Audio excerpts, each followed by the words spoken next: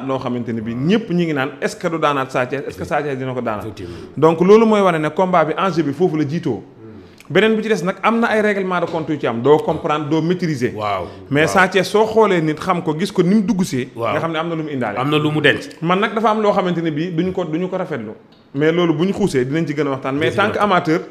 jaay na combat mais nañuy jaay combat tey suuraale seen image parce que c'est très important am na nag luñ ci jàngat war ko cee mën a wax ñoom ñëpp ñu jariñu ci bu ñu xuusee ba ci biir bu amateur bi génnee casquette porte-parole bi ñëw am na luñ ci jàngat luñ ci mën a wax très bien léegi casquette boobu sax téye ko léegi dugg teg ko ma laaj la parce que dama gis ne bi leen interroger ñoom heure bi ñu leen di ko xam nga ñoom bu ñu def avenant day am avenant CNG da ngeen jox avenant jox leen ku nekk heure comme ci làmba man bi ma yëree keroog fiche bi gis naa ne Zarko waroon na ñëw fii 17h quelque Sa Thiès moo waroon mujjee fii 17h quelque aussi 18h mais da nga gis ne ay 21h la ñu ñëw maanaam ñàkk respect boobu mbëri di ñàkk de façon générale ñoom ñëpp ñàkk respecté heure de convocation yi ban taxawaay la ci CNG di am waaw xam nga man li ma ci gis mooy mbër yi moom da ngay xool ci kaw ba ci suuf amul dara lu ñuy respecté vis-à-vis seen diggante promoteur bi shooting nga ci gën a ndaw boo leen koy defloo da ngay woote ba mujj mel ni yow da ngay kéemande beneen bi ci des mooy ñàkk professionnalisme yenn promoteurs yi daf koy indi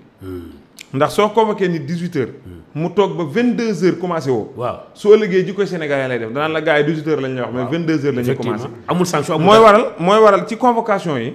dañ ci war di bind heure yi nga xamante ne bii moom la mbir mi di commencé nga xam ne mbër mi bu ñëwee 30 minutes rek on démarre mais des fois mbëri dañuy ñëw 18h ba 22h nga door a tàmbali loolu nag soo ko defee ku mel ni Zarko wala Sa Thiès moom tamit danaan rek non naa xaar ba ëllëg si biir loolu taxawaayu nitu personnel la mais CNG taxawaay bi mu ci war a am mooy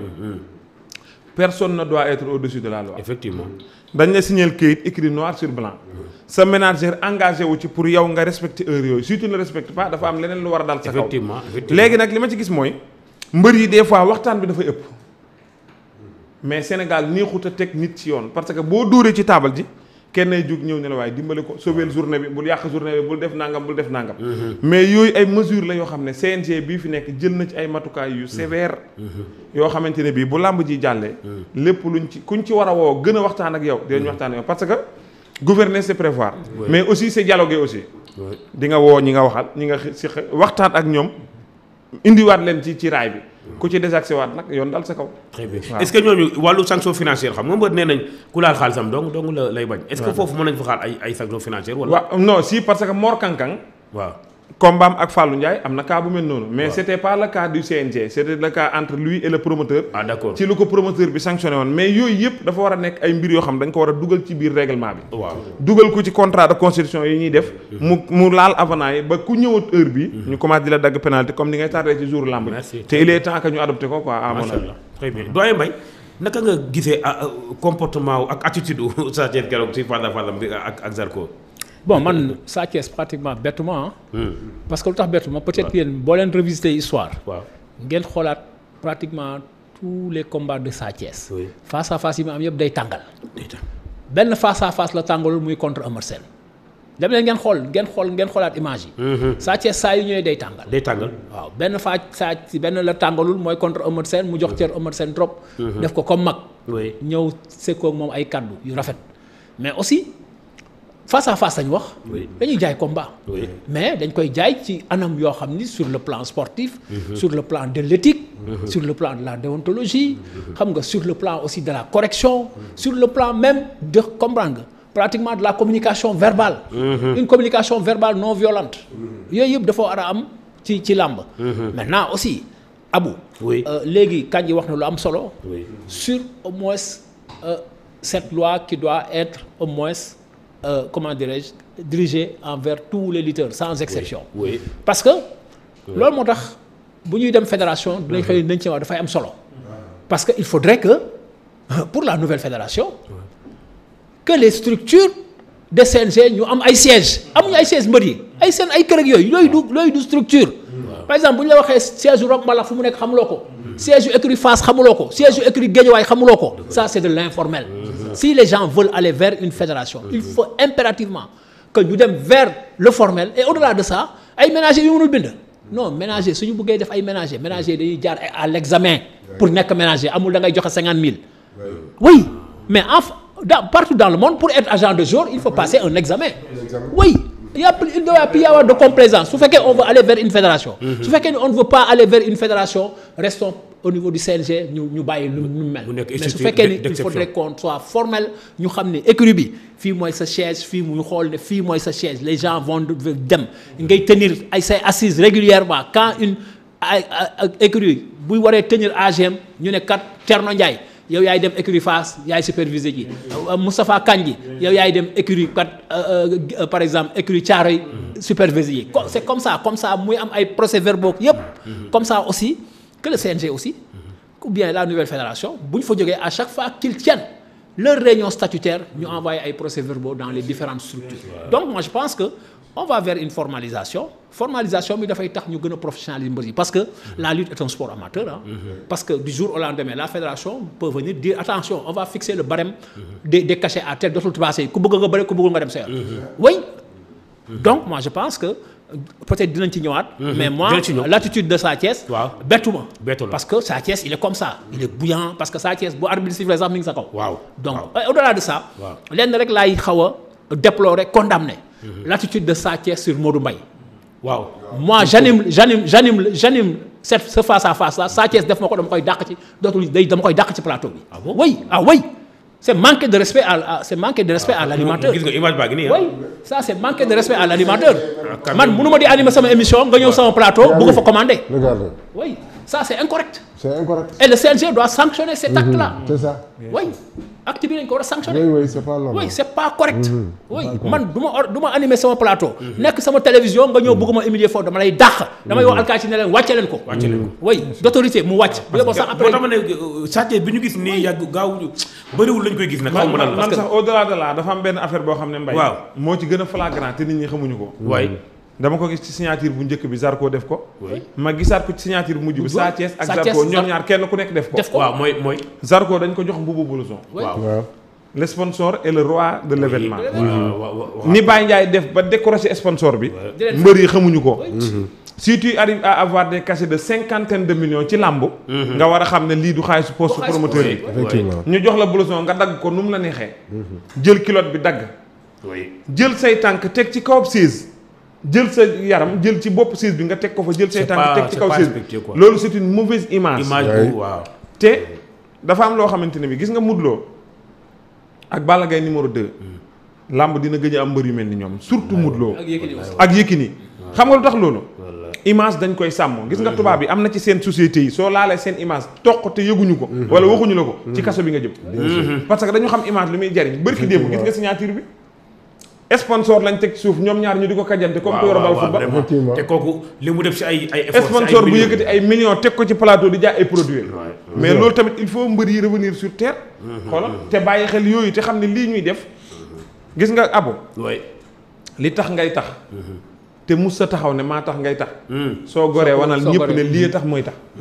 macha allah ñoom jël nañ seen loxo jox ko nit koo xam ne bu doon toon làmb duñ ko joxe mukk ci àddina am nañ opportunité yoo xam ne bu doon toon làmb duñ ko def mais làmb lañ war a jël teg ko ca kaw ndax man sama sànce yi mooy sama roi dëgg la nañ jël seen ngemb yi nag def ko seen roi buñ ko sàgganee ba yàq ko li olof naan ku fi yàq sa tuux ci ngalam di nga riiti muta la loolu mooy dëgg ci ñoom ñu déggoon mais aussi Abou man aussi man face à face yi j'aime pas le format tu vois par exemple il doit y avoir l'animateur l'éditeur mais da nga gis ay 15 personnes ay nu mu tudd comment il s'appelle Buzz mi nga fa. Comment il s'appelle Fadam ma nga fa kii mais non attends. Qu'est-ce qu'ils font là-bas? mu am kenn quoi. Oui kenn rek doy na parce que le présentateur. Mais les gens veulent chaque fois venir dans l'écran ce sont les lutteurs qui font le spectacle. Ce ne sont même pas les amateurs bi war na mën a sax moom. L'animateur war na mën a sax moom. comprendre nga am une certaine sobriété. Mais souvent da ngay gis xoolal par exemple. les sacs quand même mooy bëri c'est pas gai à voir quand tu vois par exemple en Europe ou bien par exemple les présentations des boxeurs là. Mais da ngay gis y a que le présentateur qui est là le MC. Et les deux acteurs mu jeex. Oui moi je pense que ces genres de manifestations là il faudrait que les gens réfléchissent comme à l'image du MMA ñuy wut ay cage di ci dugal mbër yi ak animateur bu ngi comme ça au moins il y aura pas voilà vraiment du am désordre bi parce que souvent ça égratigne au moins pratiquement l'image daf koy écréter ba à la fin daf koy saturer loo moi je pense que aussi yooyu war nañ ko xool peut-être que y a des choses yoo xam ne même sur le plan de la communication sur le plan du marketing ñii am nañ ci xam-xam waa CNG yi peut-être que ñoom dinañ gën a mooy li kii rek gouverner c'est prévoir xam naa fédération bés bu ñu ko tegee ñoom am na ay affaires yoo xam ne xëy na peut-être dina leen permettre ñu formaliser lépp loo xam ne parce que làmb ji ñun moom la ñu am bien sûr tey ku am complexe di wax làmb parce que gëmoo sa bopp moom la ñu am moom la ñu war a promouvoir moom la ñu war a jaay moom la ñu war a ndamoo ñun fu ñu dem war nañu mën a au moins essayer de vulgariser la culture de la lutte parce que sénégalaise moom la ñu am macha allah très bien donc c'est le mot est lâché donc c'est fédération Mbaye Jacques moo ko lâché on va y revenir parce que war nañu ci wax xam nga ne suba am na réunion ni ma ko waxee au début ci wàllu loolu mais Kandji aussi war naa ko interroger ci geste bi ñu def na ma CNG jëmale ko ci Jacob Baldé ak yooyu ak ñoom Ada Fass di si ñoom mais yow dañuy def benn prof ndoolu bu ndaw comme yaa ngi jógee Thiès CRG on revient d'une 25e édition du drapeau du chef de l'État au niveau de Thiès par exemple boo doon def tey genre une mini évaluation naka nga gisee participation Thiès ak yooyu de façon générale si wàllu édition bi évaluation au niveau. Oui, vraiment Thiès moom am nañu satisfaction sur nos participations 25e édition drapeau du chef de l'État à Ziguinchor. Du 14 au 18. Bon, comme d'habitude nous avons été en symbiose. liggéey ak suñu autorité en particulier le gouverneur de la région. amoon nañu xaalis. parce que nous avons été sponsorisés par 2 sociétés de la place. notamment les ciments du Sahel. parce que yéen rek laa gis si délégation yi ngeen am ñaari tenue ngeen am. bien sûr tenue de sport ak tenue de ville. bien sûr waaw di champé oui voilà c'est ça ñaari tenue ngeen de ba pare indi ay minicar yu climatisé non ñeneen ñii bëri na xaalis. waaw mais xam nga rek na xaalis moom. oui ça moom ñu ngi koy gërëmee waa CNG. à travers le CNG donc son président. le micro monsieur Ndiaye. au niveau de Thiès également may indi nuyoo Babacar Diop. suñu président Babacar Diop. ñoo àndandoo liggéey vraiment. yàlla dimbali ñu ba budget estimatif bi ñu defoon aussi dem na presque ba doublé ko. moo tax on a fait une très bonne participation. sur tous les plans. bon vraiment taxawal. malheureusement au plan sportif ça n'a pas peut-être sur le plan des résultats que ça n'a pas. vous avez été éliminé déjà en poule quoi. Nous sommes classés. C'était la poule de la mort. Oui. D'ailleurs, même celui qui nous a éliminés, c'est lui qui est devenu champion de Kaolack. Voilà, Thiès est classé 5e. Nous avons une médaille d'argent et 2 médailles de bronze en individuel. Donc, le travail reste à faire sur le plan technique. Oui. Mais globalement, quand même, vraiment, nous sommes très satisfaits parce que les autorités nous ont soutenus. Bon, société Japanansi, sponsorisé nous, on a les moyens. Nous avons planifié notre programme sur le plan de la formation, sur le plan de Ngemb d'or bu ñu war a organiser et tant d'autres choses yoo xamante ni ñu ngi koy def. xam nga léegi maa ngi lay wax ni la le premier bi aussi. si la ñuy defee deuxième édition. Beach Wrestling voilà on le fait. voilà c'est ça c'est une initiative pour préparer les JOJ de 2026. donc yooyu yëpp Thiès ñu ngi siy liggéey avec nos 22 écuries. donc ñu ngi liggéey si loolu. en somme daal bon vraiment am nañ si satisfaction Ziguinchor.